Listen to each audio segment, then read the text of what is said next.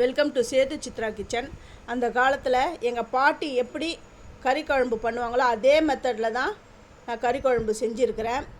எங்கள் அம்மா எங்கள் பாட்டிலாம் இந்த மெத்தடில் தான் கறி குழம்பு செஞ்சாங்க.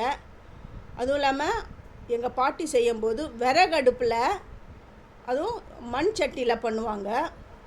இந்த குழம்புக்கு தேவையான காயெலாம் பாருங்கள். நான் 1/4 கிலோ ஆட்டுக்கறி எடுத்திருக்கேன், முருங்கைக்காய், உருளைக்கிழங்கு எடுத்திருக்கேன், கேரட், நூக்கல் கூட போடலாம். நூக்கல் இல்லாத நூக்கல் போடுறீங்கன்னா கேரட்டை ஸ்கிப் பண்ணிவிடுங்க. கேரட் போடுறவங்க நூக்கல் போட வேண்டாம்.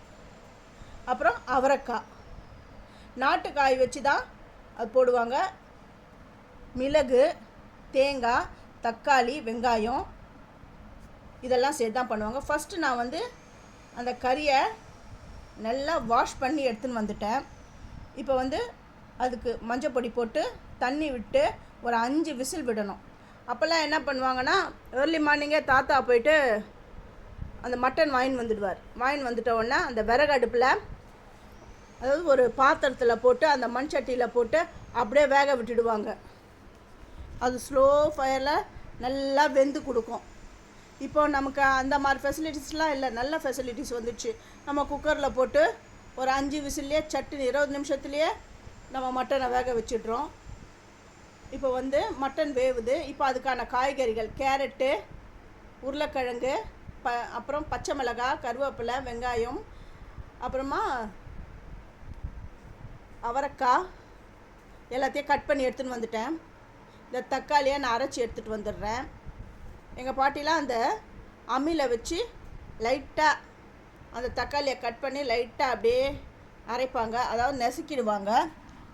அப்புறம் இந்த குழம்புலாம் அந்த கூட்டும் பொழுது அந்த தக்காளியை கையிலேயே நல்லா கரைச்சி விடுவாங்க. நான் மிக்ஸி ஜாரில் போயிட்டு ரொம்ப நல்லா அரைக்கணும்னு கிடையாது, இந்த பல்ஸ் மோடில் வச்சு எடுத்துன்னு வந்துடுறேன். வெட்டி வச்ச காய்கறிலாம் ஒரு கிண்ணத்தில் நான் சேர்த்துட்டேன், ஒரு கண்டெய்னரில் சேர்த்துட்டேன். இதில் தான் நான் குழம்பு வைக்க போகிறேன். மிளகாய்த்தூள்னால் நான் வீட்டிலே அரைச்ச குழம்பு பொடி தான் நான் இதை சேர்க்குறேன். இந்த குழம்பு பொடி சாம்பார் எல்லாத்துக்கும் நல்லாயிருக்கும். சாம்பார், மீன் குழம்பு, காரக்குழம்புக்கெலாம் நல்லாயிருக்கும். அப்புறம் மஞ்சப்பொடி, ஏற்கனவே கறியிலேயே நான் மஞ்சப்பொடி போட்டேன், அதனால் காயில் நான் மஞ்சப்பொடி போட்டேன். தக்காளியை ஒன்றும் பாதியமாக நெசுக்கி எடுத்துன்னு வந்துட்டேன். அந்த மிக்ஸி ஜார்லேயும் கொஞ்சம் தண்ணி விட்டு இதில் சேர்க்குறேன். எவ்வளோன்னா இந்த காய் மூழ்கிற அளவுக்கு தண்ணி விடுங்க. அப்போ கூட்டு குடும்பத்தில் நிறைய பேர் இருப்பாங்க. அப்போ கறி எல்லாருக்கும் வரணும் அப்படின்லாம் நம்ம நினைக்க முடியாது. இந்த மாதிரி காய்கறிலாம் போட்டிங்கன்னா, அதாவது இந்த செலக்டட் வெஜிடபிள்ஸ் தான் இதில் போடணும். அப்போ தான் அந்த குழம்பு இன்னும் அந்த ஃப்ளேவரை எடுத்து கொடுக்கும். இதுக்கு கத்திரிக்காயெல்லாம் போட்டுற போகிறீங்க, இதுக்கு செலக்டட் வெஜிடபிள்ஸ்னால் இது தான். இப்போ காய் கால்வாசி வெந்த அதுக்கப்புறம் தான் உப்பு சேர்க்கணும். நல்லா கலந்து விடுறேன். இந்த உப்பு காரம் எல்லாமே சேர்ந்து ஒரு கொதி வரட்டும். இப்போ நான் அந்த கறி வெந்துடுது, நான் ஓப்பன் பண்ணி காட்டுறேன் பாருங்கள். நல்லா 5 விசில் விட்டு நல்லா வெந்துடுச்சு. ஃபஸ்ட்டு என்னுடைய வீடியோ பார்க்குறவங்க சப்ஸ்கிரைப் பண்ணலைன்னா சப்ஸ்கிரைப் பண்ணுங்கள், ஆல் என்ற ஆப்ஷனை தொடுங்க. அப்போ தான் நான் போகிற ஒரு வீடியோவுடைய நோட்டிஃபிகேஷனும் உங்களுக்கு காட்டும், உங்களுக்கும் யூஸ்ஃபுல்லாக இருக்கும். அந்த பாருங்கள் நல்லா வெந்துடுச்சு. நான் 5 விசில் விட்டு எடுத்துட்டேன். இப்போது இந்த கொதிக்கிற அந்த குழம்புல இந்த கறியை அது தண்ணியோடு அப்படியே விடணும்.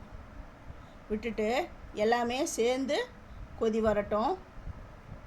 நீங்கள் இந்த மாதிரி மெத்தடில் நீங்கள் குழம்பு வைங்க, ரொம்ப நல்லாயிருக்கும். இது நம்ம என்ன பண்ணுறோன்னா, குக்கரில் முதல்லையே தாளிச்சிட்டு எல்லாமே ஒன்றா போட்டு அப்படியே வேக வச்சுடுவோம்.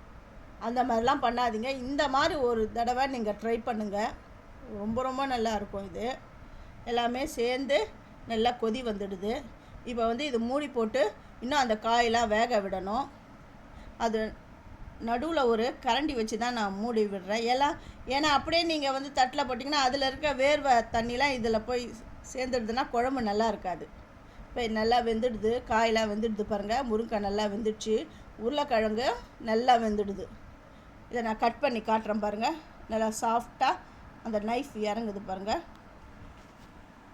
இப்போ காய் எல்லாமே நல்லா வெந்துடுது. இப்போ இதுக்கு தேங்காவை அரைச்சி விடணும். தேங்காய் சோம்பு வந்து சோம்பு வாடை பிடிக்காதவங்க ரொம்ப சேர்க்காதீங்க. ஒரு 1/4 ஸ்பூன் சேர்த்தா போதும். 1 ஸ்பூன் வந்து மிளகு, 1 ஸ்பூன் வந்து கசகசா. ஒரு சிலர் முந்திரி அதெல்லாம் சேர்ப்பாங்க. அப்போல்லாம் நான் முந்திரிலாம் சேர்க்கறது கிடையாது. முந்திரி சேர்த்திங்கன்னா இன்னும் கொஞ்சம் டேஸ்ட் அதிகமாக இருக்கும், நல்லாயிருக்கும். இந்த மெத்தடில் வச்சாலுமே ரொம்ப ரொம்ப சூப்பராக இருக்கும். நீங்கள் முந்திரி சேர்க்கணுன்னு அவசியமே கிடையாது. அதெல்லாம் ஆப்ஷனல் தான். இப்போ தான் நம்ம தற்சமே தான் அந்த சமைக்கும் பொழுது முந்திரி அதெல்லாம் இப்போ தான் நம்ம வந்து அதெல்லாம் ஆட் பண்ணுறோம் இந்த காலத்தில். அப்போல்லாம் வந்து முந்திரிலாம் கிடையாது. இப்போ வந்து அந்த மிக்ஸி ஜாரில் தண்ணி விட்டு இந்த குழம்புல சேர்த்துட்டேன். கொத்தமல்லியை நல்லா தூவிட்டேன். அவ்வளோதான். இதை இறக்கி வச்சுட்டு இந்த குழம்ப தாளிக்கணும்.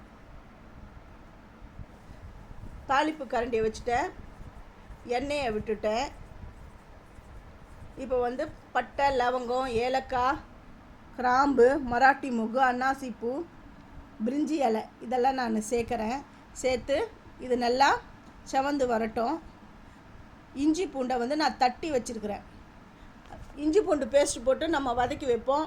இஞ்சி பூண்டு பேஸ்ட்லாம் போட வேணாம். நீங்கள் வந்து இஞ்சி பூண்டை தட்டியே போட்டால் போதும். அவ்வளோ நல்லாயிருக்கும். எல்லாமே நல்லா ஃப்ரை ஆகிடுது. இப்போ நான் இந்த குழம்புல இதை நான் சேர்த்துடுறேன். கருவேப்பிலையை போட்டு நான் இதில் சேர்த்துடுறேன். இது சாதத்துக்கு ரொம்ப நல்லாயிருக்கும்.